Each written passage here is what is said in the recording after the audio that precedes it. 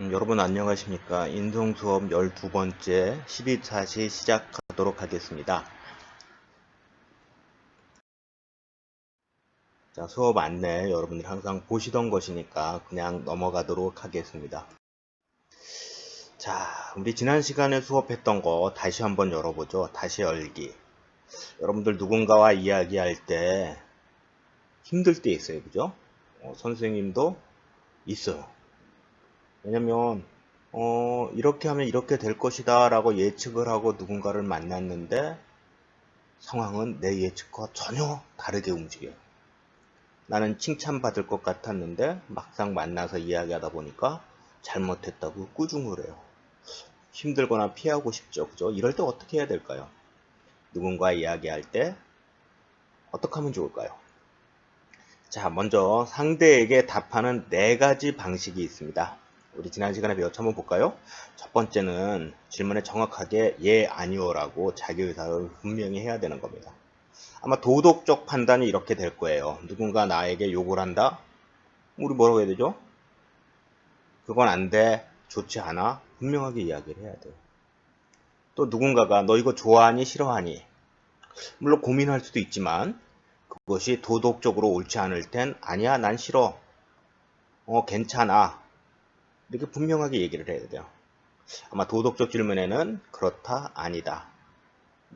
좋아하니 싫어하니 약간의 고민은 있겠지만 좋다 싫다 이렇게 얘기할 수 있을 거예요. 두 번째는 상대방의 질문을 철저하게 해부하고 분석한 뒤에 당신의 대답을 내놓아야 돼요. 이게 뭐냐면 여러분들 있잖아요. 누군가 질문을 할 때는 그 사람이 어떠한 목적을 가지고 질문하는 경우도 있어요. 대부분 여러분들 어디서 보면 되냐면 국회 청문회장에서 같은 데 보면 이때는 여러분들 잘 보세요. 그럼 여러분 나중에 뉴스나 청문회장에서 보면 청문회장에서 국무위원이죠. 어떤 장관이 될 사람한테 예 아니요 라고 답을 하래요. 그런데 이거는 사실은 어떤 문제냐면 상대방의 질문이 왜 했는지를 분석한 다음에 대답을 내놔야 돼요. 그렇기 때문에 기억이 없다, 모르겠다, 이렇게 하는지도 모르겠어요. 우리가 다른 사람 대화를 하면 보여요. 셋째는 질문에 직접 답하지 않고 다시 상대방이가 질문하는 방법이죠. 그럴 수 있어요. 선생님이 질문해서 선생님 왜 질문하시는지는 모르겠는데요 라고 선생님에게 다시 그 의향을, 질문의 의향을 물어보는 것. 친구가 너 누구 좋아하니? 쉽게 그럴 수도 있어요. 응. 또는 고민해보고 제가 왜 그러지? 쟤도 걔를 좋아하나? 그래서 나 먼저 떠볼 건가? 그럴 때는 답을 좀 미뤄야 되겠죠. 세 번째 방법은 뭘까요? 너 쟤 좋아하니? 그러면 어떻게 해야 되죠? 그거 왜 물어보니? 너 무슨 일 있어? 라고 다시 물어보는 거. 네 상황을 얘기해줘야 나도 답할 수 있어. 이렇게. 그래서 상대방이 대답하는 가운데 자신의 궁금증을 해결하거나 혹은 질문의 범위를 좀 더 짜임새 있게 다듬은 뒤에 그 대답을 하는 것이 세 번째 거고, 네 번째는 보거나 듣지 않은 것에 대해서는 대답하지 않는 방법도 있어요. 물론 누구한테 들은 이야기를 전하는 것 대답하지 않으면 돼요. 내가 본 것도 아닌데. 그런 거 있죠. 제가 그런 나쁜 짓 하는 거를 했다며 들었으나 내가 직접 본 것이 아닌 경우엔 대답을 안 해야 되는 거죠. 사실 그죠? 우리 사회에 이런 것을 잘해야 돼요. 넌 걔 어떻게 생각해? 잘 모르겠어 라고 해야 되는 거예요. 그죠? A라는 친구에 대해서 어떻게 생각해? 라고 물어봤는데 나도 좋아. 그럼 그 친구는 그 친구를 싫어했으면 내가 그 친구를 좋아한다는 이유만으로 나에게 질문한 친구와 거리가 생기겠죠. 그럴 땐 모르겠어. 대답을 안 하는 것도 현명할 수도 있어요. 꼭 대답할 필요는 없어요. 세상은. 그죠? 자, 이렇게 우리가 배웠고 다음에 엄마가 물어봅니다. 이렇게 얘기를 했죠. 여기에 어느 학생이 이렇게 대답했어요. 엄마가 물어봐서 오늘 뭐 했니? 사실 하루 한 일을 생각해보면 무엇을 했는지 잘 모르는 사람이 많아요. 그냥 학교에 갔다 학원에 갔다로 대충 답해요. 아마 시간 단위로 내가 뭘 했는지를 기억하는 사람 많지 않을 거예요, 여러분들. 그래서 일기가 필요한 거고 계획이 필요한 거고 그 계획과 실행 결과를 비교하는 속에서 우리는 발전하는지도 모르겠어요. 그 시간에 무엇을 생각하고 말하고 누가 함께 했는지를 생각해 보면 우리의 삶도 사실은 그렇기 때문에 더 의미가 있어질 거예요. 자, 친구가 또 물어봅니다. 오늘 무슨 일이 있었어? 이거 어떻게 해야 되죠?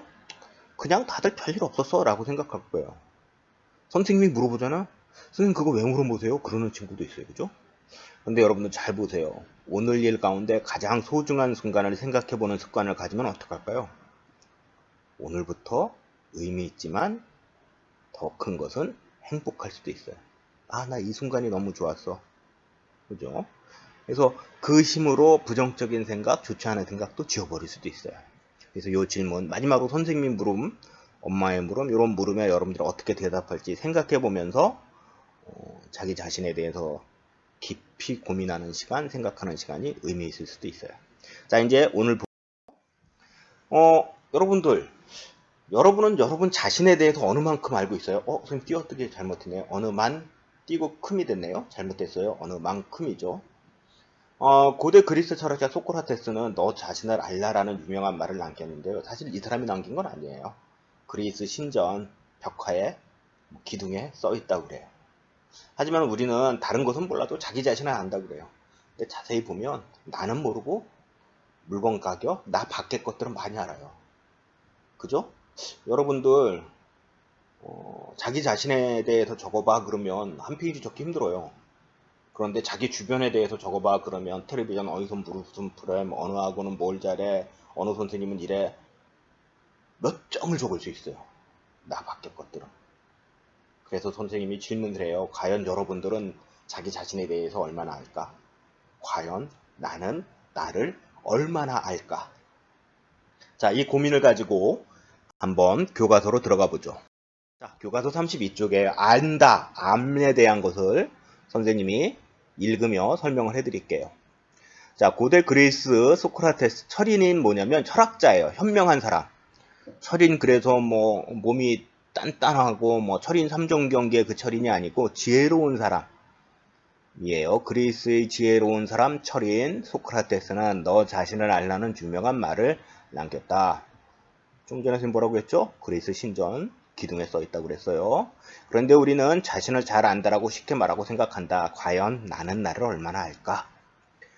여러분 정확히 표현하자면 자신을 안다는 것은 착각이라고 할 수도 있어요. 내가 나를 안다고 착각하는 것은 이 육체의 변화를 가장 먼저 정확하게 파악할 수 있고, 이게 뭐냐면 다음 때는 배가 고플 때 나 배고파. 육체의 변화를 파악하고 있는 거죠. 그죠? 피곤해. 먹고 싶어. 마시고 싶어. 졸려. 이야기하고 싶어. 외로워. 이런 거 자기의 어떤 변화겠죠.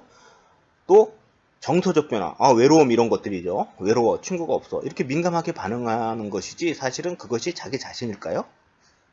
자기 자신의 입장, 처지, 활동량일 뿐이에요. 가령 보세요. 배가 고프면 내가 배가 고프다는 것을 알아요. 또 다른 사람에게 말을 해야 하고 어떤 식으로든 표현을 해야 돼요. 이건 태어나면서부터 알아요. 태어나서 배고프면 여러분 깐난하게 보세요. 울어버려요. 그럼 엄마는 얘가 잠을 못 잔 건지 배가 고픈 건지 판단해서 여러 가지 대처를 하죠. 또 만족해지면 또 자고 편해지고 웃고 이러는 거죠. 이처럼 나는 바로 나의 상태에 대해서만 알 수 있는 거예요. 나에 대해서 안다라는 거 너무나도 어려워요. 단지 나를 표현할 뿐 진정 나에 대해서는 나에 대해서 나는 진정 알고 있는 것인가? 사실 우리는 잘 모를 것 같아요. 선생님도 잘 몰라요. 선생님의 생각이 나일까? 라는 생각은 가끔은 해보죠. 생각도 나라고 하긴 그래요. 너무 자주 변하니까. 사실 우리는 나를 세상에서 맨 아래서 두 번째인데 나를 세상에서 누구보다도 잘 알고 있다고 생각하는 것이죠. 하지만 이것은 커다란 착각이라고 누군가는 얘기를 하는 모양이에요. 근데 이 착각도 계속 반복을 해서 더 큰 착각이 안 되도록 노력을 해야 돼요. 그죠? 주관적으로 너무 흐르면 안 되잖아요? 착각을 해서. 주관적으로 착각을 하면 주변 사람들이 오해를 해요. 주관적인 착각은 그래서 객관적인 오해를 불러일으켜요. 자, 부처님께서는 그 많은 말 가운데 우리에게 전하신 내용은 다름 아닌 자신을 바로 알라는 것이에요. 그 예로 부처님은 다음과 같이 말씀을 했어요. 이거 좀 어려워지는데요. 전생, 전생이 뭐냐면 내가 태어나기 전에 어떤 모습이 있었고 내가 죽은 뒤에 다음 생이 있다. 그게 내 생이죠. 그러니까 나는 현재고 내가 태어나기 전의 모습, 전생, 내가 죽은 다음의 모습, 내생 이렇게 되는 거예요. 전생과 내생은 보세요. 전생의 자신의 모습을 알고 있는가? 그러면 현재의 자신을 잘 살펴봐라. 또 다음 생, 죽어서 다시 태어날 자기 자신의 모습을 알 수 있는가? 알고 싶은가? 그러면 현재의 자신을 잘 살펴봐라. 이게 무슨 얘기죠? 전생 모르겠어요, 선생님도. 내생 모르겠어요. 근데 내가 할 수 있는 건 현재, 지금, 여기? 라는 이야기. 사람들은 지금의 자신을 살피지도 않고 전생과 내생만 관심을 가져요. 그러니까 오늘도 모르면서 내일을 기원해요. 기도하고. 그죠? 그런 건 좀 우리가 아닌 건 아닌가 생각을 해요. 좀 어려워지지만 잘 보세요. 자, 사람들은 자신을 살피지도 않고 현재를 중요하게 생각하지 않고 과거나 또는 미래에 집착을 해요. 관심을 가져요. 그래서 기도하고 그러는 것 같아요. 사실 전생이란 뭐 이런 쪽은 그렇죠. 지금은 나를 있게 한 원인이고 내생이란 지금 내가 어떻게 사는 것인가에 대한 결과라고 봐요. 그죠? 착한 일 하면 천당 가고 뭐 나쁜 일 하면 지옥 가고 착한 일 하면 극락 가고 뭐 종교가 다 그렇잖아요. 나쁜 일 하면 지옥 가고. 그래서 여러분들 지금의 나를 잘 관찰하면 전생도 내생도 알 수 있게 된다. 이게 뭐냐면 지금 현실에 최선을 다하자는 거예요. 여러분들의 현실은 뭐죠? 학생. 지금은 학교 수업이 아닌 원격 수업. 그러면 내가 충실해야 될 건 지금 내가 해야 될 것을 충실히 하고 나 자신을 사랑하고 올바르게 노력하는 것이에요. 그래야 내일이 조금 발전되겠죠. 지금 노력하지 않고 내일이 발전하기를 기대하는 건 이거는 사실 뭐 로또 복권인데 그렇게 될 리는 없어요. 그죠? 인생은 복권이 아니니까요. 자, 이를 달리 표현하면 전생은 과거이니 어쩔 수 없어요. 그러니까 지나간 시간 어떡하겠어요. 빨리 잊어먹어야죠. 그죠? 어제 안 한 거 오늘 끙끙 앓고 있으면 뭐예요? 오늘 해버리는 게 낫지. 내일은 어떻게 될지 모르는데 내일 걱정을 해요? 지금 최선을 다하는 게 좋지. 그래서 전생은 과거이니 어쩔 수 없지만 내생은 내가 원하는 대로 만들어갈 수 있다는 것을 의미하기 때문에 이러한 가르침에서 배울 수 있는 비유가 하나가 있어요. 이런 이야기인데요. 잘 보세요. 단 하나의 자신을 이기는 자, 그가 전쟁에서 최고의 승리자. 이건 뭐냐면 지금 현재에서 자기 자신을 다스리는 힘을 가지고 있는 사람이 최고라는 거예요. 이게 뭘까요? 지금 현재 나는 선생님 같은 경우는 지금 현재 나는 학생들을 위해 수업을 만드는 게 최선이에요. 이렇게 만든 걸 온라인 클래스에 올려야 되겠죠. 이걸 하지 않고 내일 미루면 뭐 지금 시간은 뭘 하는지 모르겠지만 별 의미와 가치가 없을지도 몰라요. 그냥 쉬고 뭐 쉬었다가 나중에 하는 것과는 또 다른 거죠. 자, 여러분들 보세요. 다시 한번 읽어볼게요. 네 번째 줄인데요. 단 하나의 자신을 이기는 자, 그가 전쟁에서 최고의 승리자입니다. 라는 표현이 있어요. 전쟁터에서 100만 대군을 이기는 것보다 부처님께서는 뭐라고 했냐면 자기 자신을 이기는 자가 진정한 승리자라고 하신 건데요. 여러분들 잘 보세요. 새해가 되면 우리는 한 해 계획을 세워요. 그죠? 근데 그 계획대로 선생님도 그래요. 그래서 계획을 크게 절대 못 세워요. 선생님. 근데 그 계획을 제대로 실행하는 사람은 얼마나 될까요? 오죽하면 작심삼일. 그러니까 마음먹은 것은 3일 가기도 힘들다는 말이에요. 그죠? 누군간 이런 이야기도 해요. 작심삼일을 100번 하면 1년이 되잖아요. 그죠? 300일을 채울 수 있겠죠? 이 얘기는 뭐죠? 매일매일 마음을 세워서 그 마음을 지켜가는 게 쌓이면 1년이 되는 거죠. 공부도 그래요, 공부도. 오늘 할 거 오늘 하면 그게 1년 쌓이는 거지. 난 1년 동안 이만큼 할래. 지금은 놀고 뭐 나중에 이만큼 할래. 그거 힘들어요. 여러분, 일상을 되돌아보면 계획 또는 나의 생각은 모두 자신과의 약속이에요. 이런 의미에서. 약속이자 싸움이에요. 내가 나를 다스리는 건 나의 나태함을 극복하고 내가 집중하고 노력하는 모습이에요. 그건 현실에서 이루어지는 거죠. 지금 이루어지는 거죠. 과거나 미래에서 안 돼요. 지금 하는 거지. 그런데 여러분, 자신과의 약속을 대부분 사람들은 사소하게 생각해요. 그죠? 왜냐면 뭐 다른 사람이 피해를 주지 않으니까 그럴 수 있겠지만 그 피해는 누가 받죠? 내가 받는 거예요. 못 지킬 수도 있지 뭐. 누가 손해죠? 내가 손해예요. 다음부터 하지 뭐. 누군가는 먼저 하고 있어요. 그럼 누가 손해죠? 내가 손해예요. 하지만 이러한 것이 반복되면 우리 자신도 모르는 사이에 사소한 패배. 그래요. 긴 시간 동안에 누적시켜보면 오늘은 괜찮겠지? 그게 뭐 1년이 되고 2년이 되면 패배자가 되는 거죠. 그래서 5번째 줄인데요. 부처님께서 수행자 시절에 패배해서 사느니 차라리 싸우다 죽겠다라고 마음을 먹었나 봐요. 그래서 자신을 핍박하는 악마나 사람들과의 싸움을 말하는 것이 아니고요. 이것은 자신과 싸움에서 모든 것을 걸고 있다는 것을 표현한 거예요. 그러니까 내가 최선을 다하겠다. 지금 이 순간 최선을 다한다라는 자세로 살아보자.